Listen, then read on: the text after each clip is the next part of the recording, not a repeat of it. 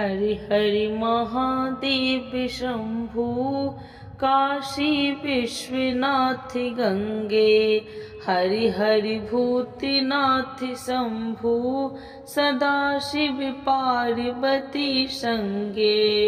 तो एक बार बोलिए प्रेम से शिव जी की जय, माता पार्वती की जय। आज सुनेंगे पहला सोमवार की कथा। यह कथा सुनने से होगी मनोकामना पूर्ण। कथा के अनुसार एक समय की बात है, एक साहूकार था जो भगवान शिव का अनन्य भक्त था। उसके पास धन्य धान्य की कोई कमी नहीं थी, लेकिन उसके कोई संतान नहीं थी। इसी कामना को लेकर वह रोज शिव जी के मंदिर जाकर दीपक जलाया करता था।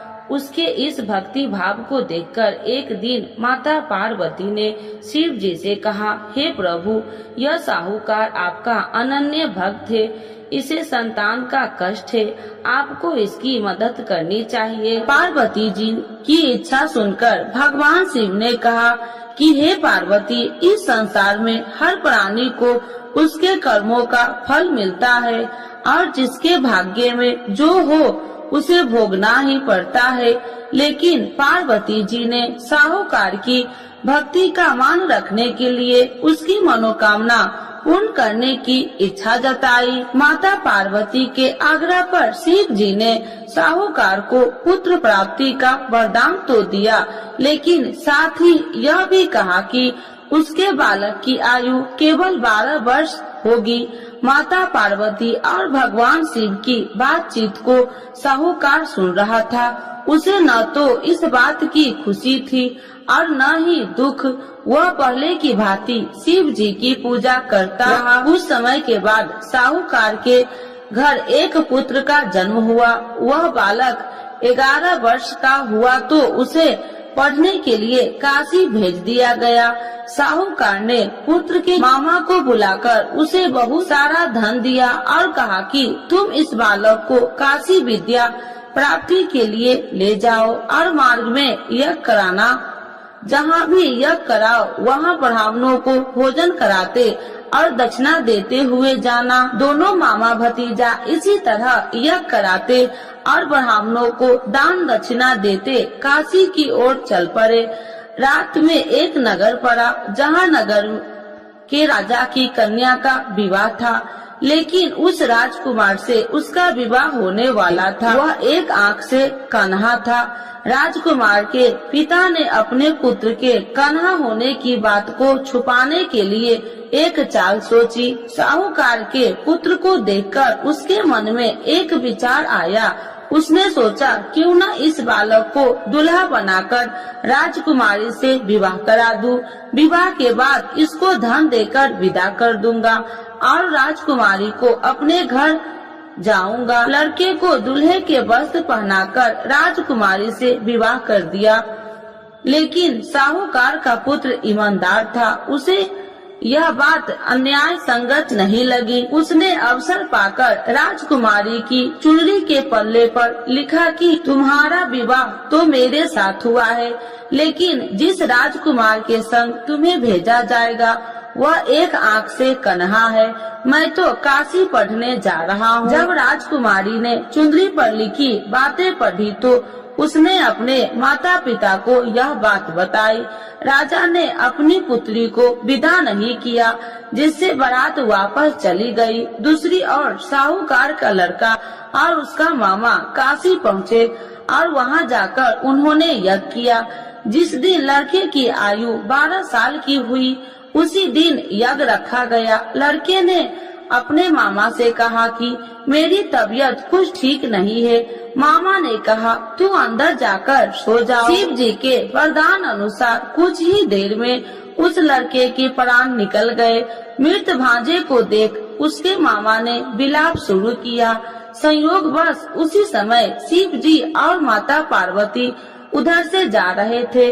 पार्वती भगवान से कहा, स्वामी मुझे इसके रोने के स्वर सहन नहीं हो रहा, आप इस व्यक्ति के कष्ट को अवश्य दूर करें। जब शिव जी मृत बालक के समीप गए तो वह बोले कि यह उसी साहूकार का पुत्र है जिसे मैंने 12 वर्ष की आयु का वरदान दिया था। अब इसकी आयु पूरी हो चुकी है। लेकिन मातृ भाव से विभोर माता पार्वती ने कहा कि हे महादेव, आप इस बालक को और आयु देने की कृपा करें, अन्यथा इसके वियोग से इसके माता पिता भी तड़प तड़प कर मर जाएंगे। माता पार्वती के आग्रह पर भगवान शिव ने उस लड़के को जीवित होने का वरदान दिया। शिव जी की कृपा से वह लड़का जीवित हो गया। शिक्षा समाप्त करके लड़का मामा के साथ अपने नगर की ओर चल दिया। दोनों चलते हुए उसी नगर में पहुंचा जहां उसका विवाह हुआ था। उस नगर में भी उन्होंने यज्ञ का आयोजन किया। उस लड़के के ससुर ने उसे पहचान लिया और महल में ले जाकर उसकी खातिरदारी की और अपनी पुत्री को विदा किया। इधर साहूकार और उसकी पत्नी भूखे प्यासे रहकर बेटे की प्रतीक्षा कर रहे थे। उन्होंने प्रण कर रखा था कि यदि उन्हें अपने बेटे की मृत्यु का समाचार मिला तो वह भी प्राण त्याग देंगे, परंतु अपने बेटे की जीवित होने का समाचार पाकर वह बेहद प्रसन्न हुई। उसी रात भगवान शिव ने व्यापारी के स्वप्न में आकर कहा, हे श्रेष्ठ, मैंने तेरे सोमवार के व्रत करने और व्रत कथा सुनने से प्रसन्न होकर तेरे पुत्र की लंबी आयु प्रदान की है। इसी प्रकार जो कोई सोमवार व्रत करता है या कथा सुनता है और पढ़ता है, उसके सभी दुख दूर होते हैं और समस्त मनोकामनाएं पूर्ण होते हैं। तो एक बार बोलिए प्रेम से शिव जी की जय, माता पार्वती की जय। आरती शिव जी की। ओम जय शिव ओमकारा, स्वामी जय शिव ओमकारा, ब्रह्मा विष्णु सदा शिव अर्धांगी धारा। ओम जय शिव ओमकारा, एकानन चतुरानन पंचानन राजे, स्वामी पंचानन राजे, हंसासन गरुड़ासन विश्वाहन साजे। ओम जय शिव ओमकारा, दो भुज चार चतुर भुज, 10 भुज अति सोहे, स्वामी 10 भुज अति सोहे, त्रिगुणी रूपिणी रखिते, तिरुबनि जन मोहे।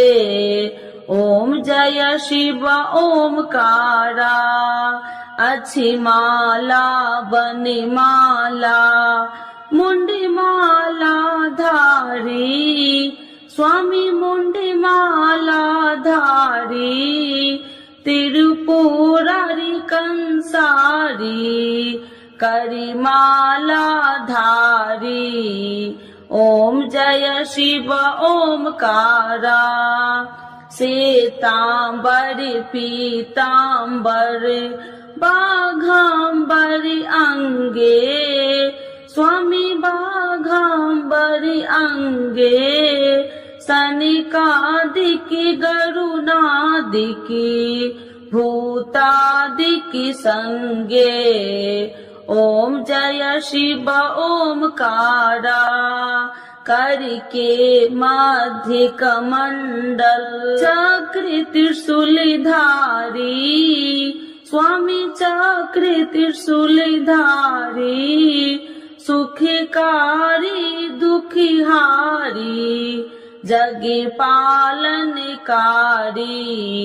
ओम जय शिव ओमकारा, ब्रह्मा विष्णु सदा शिव जानति अविवेका, स्वामी जानति अविवेका, मधु कैट भी दो मारे, सुर भयहीन करे।